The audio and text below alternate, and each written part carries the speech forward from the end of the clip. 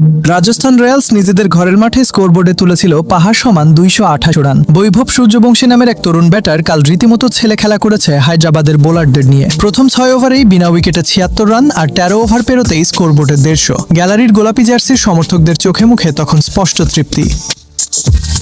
229 run তো আর সহজে তাড়া করা যায় না। সমীকরণটা ছিল একদম পরিষ্কার, রাজস্থানের জয় কেবল সময়ের ব্যাপার। কিন্তু তারা জানতো না আসল স্ক্রিপ্ট তো লেখা হচ্ছিল অন্য কোথাও। এই বিশাল টার্গেট দেখে যেখানে অন্য দলের কাঁপুনি ধরে যায়, সেখানে সানরাইজার্স হায়দ্রাবাদ যেন ড্রেসিং রুম থেকেই ম্যাচটা শেষ করার ব্লুপ্রিন্ট নিয়ে মাঠে নেমেছিল। ইম্প্যাক্ট প্লেয়ার ট্রাভিস হেডের মতো দানবকে ছাড়াই তারা যা করলো সেটা ক্রিকেট বইয়ের বাইরে।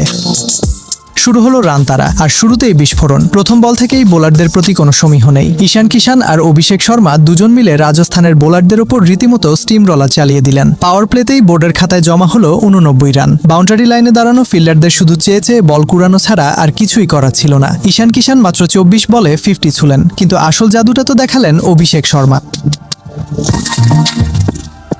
বৈভবের ওই মহাকাব্যিক সেঞ্চুরিটা যেখানে রাজস্থানকে আকাশে তুলছিল, সেখানে অভিষেকের ওই বিধ্বংসী সেঞ্চুরির পাল্টা আগ্রাসন রাজস্থানকে এক ঝটকায় মাটিতে নামিয়ে আনলো।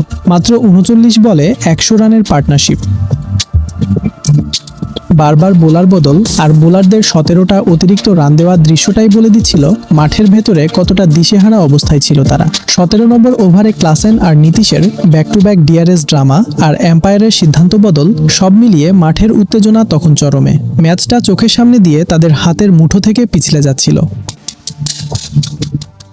খেলা যখন শেষের দিকে রাজস্থানের ডাগ আউটের দিকে একবার তাকালেই বোঝা যেত কতটা অসহায় লাগছিল তাদের। যে বৈভব কিছুক্ষণ আগেও মাঠের হিরো ছিলেন, বাউন্ডারি লাইনে দাঁড়িয়ে তার ওই শূন্য দৃষ্টি বলে দিচ্ছিল ক্রিকেট কতটা নিষ্ঠুর হতে পারে। একটা দলের হয়ে কেউ জানপ্রাণ দিয়ে 228 রানের পাহাড় গড়ে দিচ্ছে, আর অন্য দল এসে 9 বল হাতে রেখেই সেটা 5 উইকেটে অনায়াসে ধূলিসাৎ করে দিচ্ছে। হেনরি ক্লাসেন আর নীতিশ কুমার রেড্ডি যখন ঠান্ডা মাথায় ফিনিশিং টাচটা দিচ্ছিলেন, গ্যালারির উৎসবের রং তখন পুরোপুরি ফিকে হয়ে গেছে। টি-20তে এখন আর কোনো স্কোরই নিরাপদ নয়। বোলারদের জন্য এই ফরম্যাট যেন সত্যিই এক বধ্যভূমি হয়ে দাঁড়িয়েছে। আপনার কি মনে হয়, রাজস্থানের এই অভাবনীয় হারের পেছনে কি তাদের বোলারদের 17টা এক্সট্রা রান দেওয়া দায়ী, নাকি হায়দ্রাবাদের ব্যাটারদের আনপ্লেয়েবল স্কিল? কমেন্টে জানান।